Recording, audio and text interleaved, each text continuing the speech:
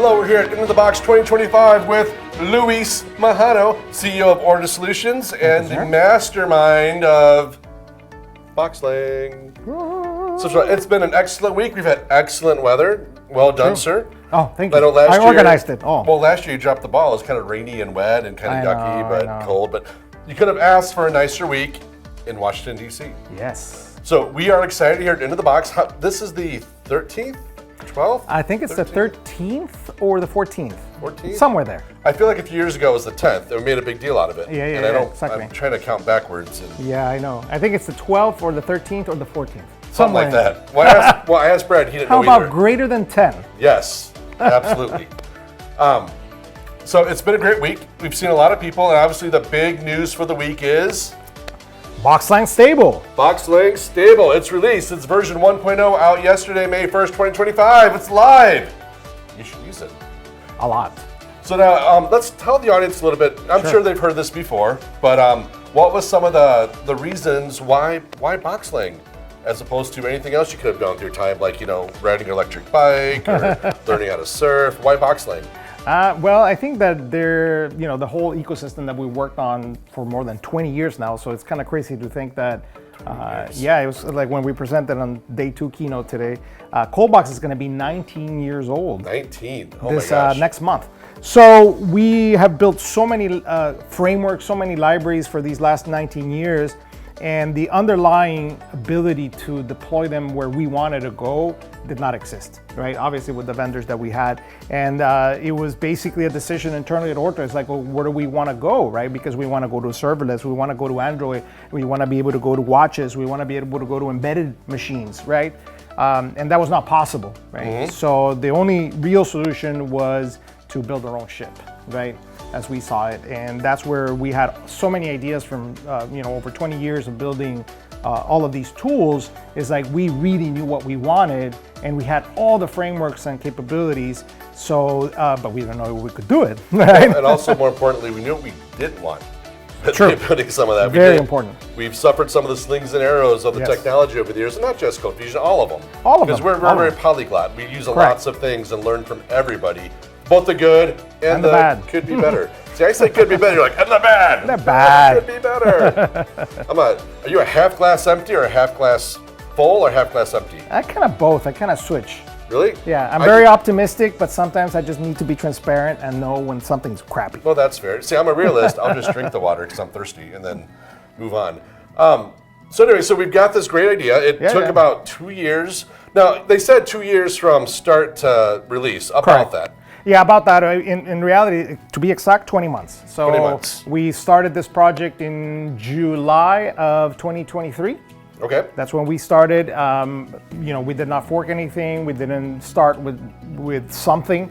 We started from ground zero. We basically knew that if we wanted to do this, we understood that we needed to do it the right way. Yep. And so we actually hired even some language engineers to basically help us with the idea of multi-parsing that we had when we were discussing this internally at Ortus, help us build the transpilers that we needed to do as well. So we kind of started that in July of 2023.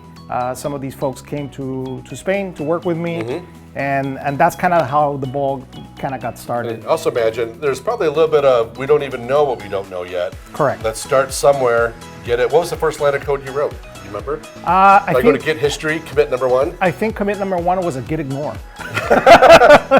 Perfect. That just sets the ground for everything to follow. Yes. So that's great. And to be fair, though, BoxLang wasn't just 2 years ago. I saw a slide from a keynote from years ago. Yes. It was a tiny little BoxLang reference in it. So you've been thinking about this for more than 2 years. Yeah, I think that we've had this idea of what it would look like for us to take over a language for more than 7 years. So that slide was 7 years ago. Really? Okay. And we even had the name. So right. Well, it was if I remember, it was a computer microchip with BoxLang on it. Etched on it. Yeah, we had a computer chip, and we etched the name into the computer chip called BoxLang because we were even thinking about embedded chips at that 100%. point. So, Okay. so this is something that we've been noodling on for many years. And it's not easy. So it's not as you just know. part of it. It's not a whim. Luis didn't wake No. up one morning, had his Cheerios, be like, "I'm making a new language." No, this is something put a lot of thought Correct. and effort and time and money. I mean, it takes a lot to start from scratch and do things. I only wake up in Cheerios and I say, I want to build a new module. That's right. That happens. That's right. So actually, we'll go there. What's the crazy? Because you have an idea, you go from idea to code like that. What's the kind of weirdest, craziest? I was walking down the street and I saw a squirrel, and now there's a new module born. What was your kind of craziest inspiration for a module? I think the craziest module that was just like, I really need this is emojis. Really? Yes. The it's emoji like, module. I'm getting emojis now on my phone. There was quite a few years ago when emojis started, and I was like, oh my gosh, I need emojis on my code box. So was it you took the kids to see the emoji movie and you're like, hey, I need that module? I need emojis. So I look for emojis, Is build there an gonna be emoji. a BoxLang emoji module at some point? Actually, yes. There is. So I'm on it. It's like after lunch, it'll be released. Yes, I am on it.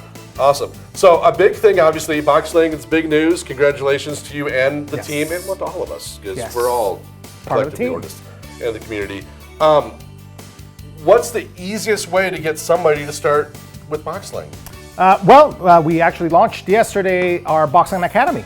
So this is brand new. You can go to learn.boxlang.io, and it's a fully interactive application for you to learn. So it's based off CFCasts. So if you're used to CFCasts, this is very similar. So you can, and all the content, important here, all the content is free for the whole year. Free for a year from today? Yes. Until next ITB? Probably, yeah.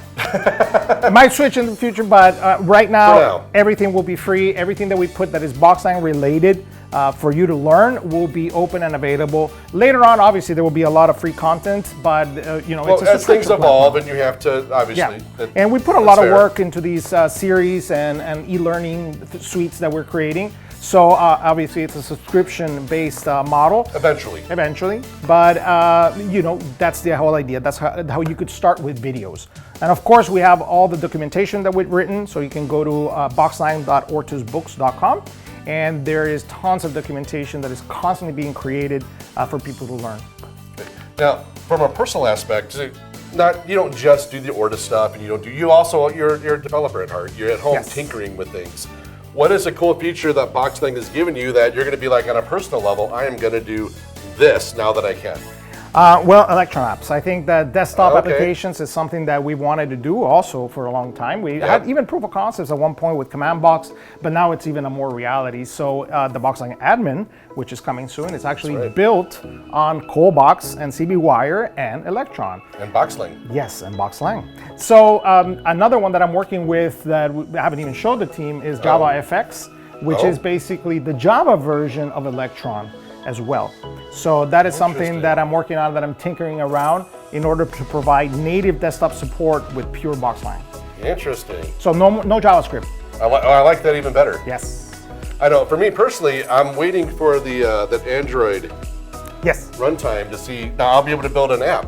Is that the idea? Correct. The idea is that actually right now you can use it in Android. So if you're using the Android Studio and you're developing applications for Android, and let's say you need to create password encryptions or whatever in Android, or you want some SAPI encoding or something like that, you can basically just install the BoxLang jar into your Java project and you can use BoxLang.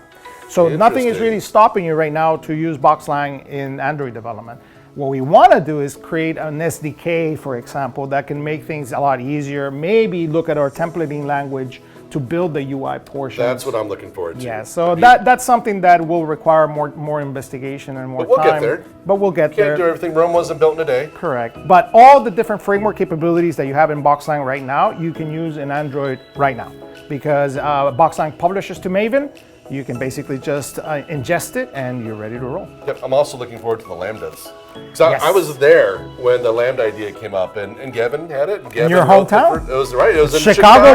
Born, man. Chicago. We did the Lambdas, and I was there watching. That's all I did, and I got people coffee. But hey, whatever I can do to contribute to the effort, I'm happy to do. It worked. But so Coming back to ITB, what is your favorite part of ITB every year? Well, I think everything. I think we really started, we're talking about this with Kurt Gratz from Computer Know-How, that when we started the first ITB. Back in Minneapolis. Back in Minneapolis. I was there. We were only like 15 people or so. But in the essence of it was to hang out together and learn. And that was our intent, is teach each other and learn. And that essence is always here. Absolutely. Is that we're here to learn.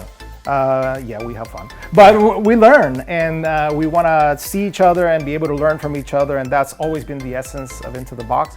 But I have to be honest, yesterday's karaoke blew my mind. Yeah, we got some good singers in the, not me, but with some others, some good singers in the team. Incredible. Eric did an awesome job with Journey. Micah Rigsby. Yeah. I had no idea he could just bounce at Charlie Earhart. John Clausen. John Clausen, what the, oh my gosh. Yes. So that was fun. Next ITB, karaoke, people need to come and sing. Absolutely, absolutely. So then, wrapping things up, what is something, I've been asking everybody this question. Sure. So think 12 months from now, think future Luis.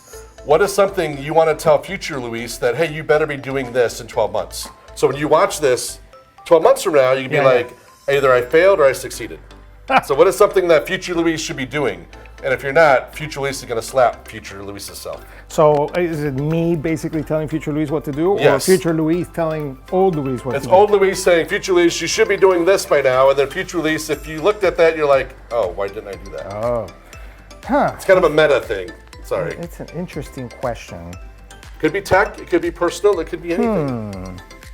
I don't know. That's a good question. You're making me think too much now. You're the only person that struggled with this so far. Everyone else was like, oh, BoxLang, or oh, this, or...